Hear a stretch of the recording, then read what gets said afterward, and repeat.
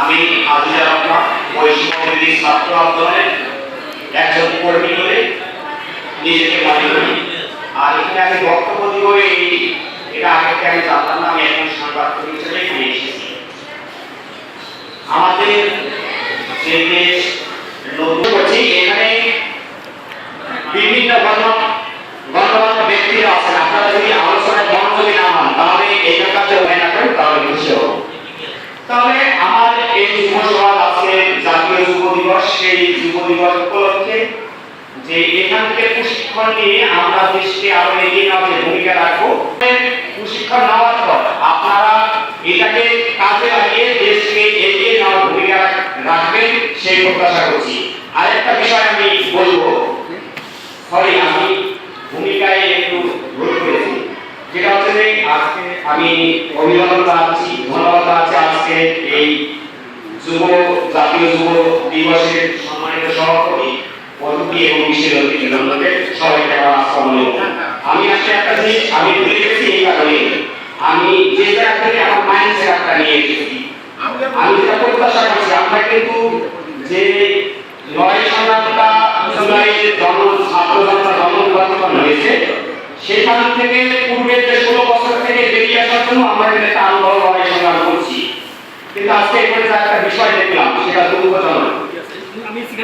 আমি যদি কর্তৃপক্ষ মনে কষ্ট হয়ে থাকে তাহলে আমি ক্ষমা চেয়ে নিচ্ছি। এর জন্য আজকে জাতীয় যুব দিবস আমার দেরিটা হওয়ার কথা ছিল। এখানে আমার সাংবাদিক সহকর্মী সহযোদ্ধারা আছে, আমি প্রিন্ট পত্রিকায় কাজ করি, আমি নিজেও একটা সংবাদ করি, এটা মনে করি। আপনারা যে রেলিটা করলেন, আমার রেলিটা করা হচ্ছে আজকে একটা যুব দিবস, এখানে মানুষ যুবকরা প্রশিক্ষণ নিয়ে দেশের আগামী দিনে নিজের কর্মসংস্থান করে দেশকে এগিয়ে নিয়ে নিজের পরিবারকে এগিয়ে নিয়ে সেটা জানান দেওয়ার জন্য আজকে আমাদের এই রেলিটা হওয়ার কথা। আমার সাংবাদিক বন্ধুরা আজকে কি লিখবে, আমরা যখন একটা প্রোগ্রামে কোনো কর্মসূচি নেত্রী যখন কোনো রেলি হয় তখন আমরা দেখি একটা সুসজ্জিত রেলি বাইরে এবং উপজেলার বিভিন্ন সড়ক প্রদক্ষিণ করে এসে উপজেলা চত্বরে শেষ হয়। আজকে আমার সংবাদকর্মীরা কি লিখবেন আমি এটা সংবাদকর্মীদের প্রতি প্রশ্ন রেখে দিতে চাই।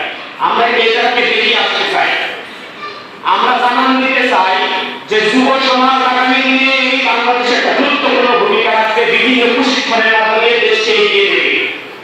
ফলে আমি খুশি হতাম যদি যদিও শুক্রবার কিছুটা হলেও যদি আমরা আরেকটু সময়টা এগিয়ে নিয়ে 10:30টায় বলছি 10টায় করে যদি আমরা উপজেলা চত্বরে গিয়ে দিতে পারতাম তাহলে খুব ভালো হতো। কিন্তু সেটা করতে পারেনি, কর্তৃপক্ষ কি কারণে পারেনি সেটা আমি জানি না। এই জন্য যদি কর্তৃপক্ষ মানে আমার পক্ষে দেরি হয়ে থাকে তাহলে আমি সরি, আমি দুঃখ প্রকাশ করছি। ইউনো মহোদয় থাকলে আরো ভালো হতো।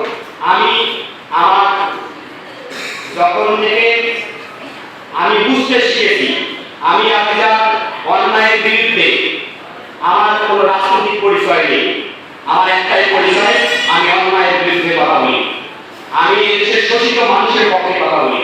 আমি শুক্রবার বক্তব্য নির্ধারিত করবো না, আমি প্রত্যাশা করি যে আপনারা এখান থেকে প্রশিক্ষণ নিয়ে এই দেশকে এগিয়ে নেওয়ার ভূমিকা রাখবেন, সেই প্রত্যাশা রেখে আমি আমার বক্তব্য শেষ করছি। সবাইকে ধন্যবাদ।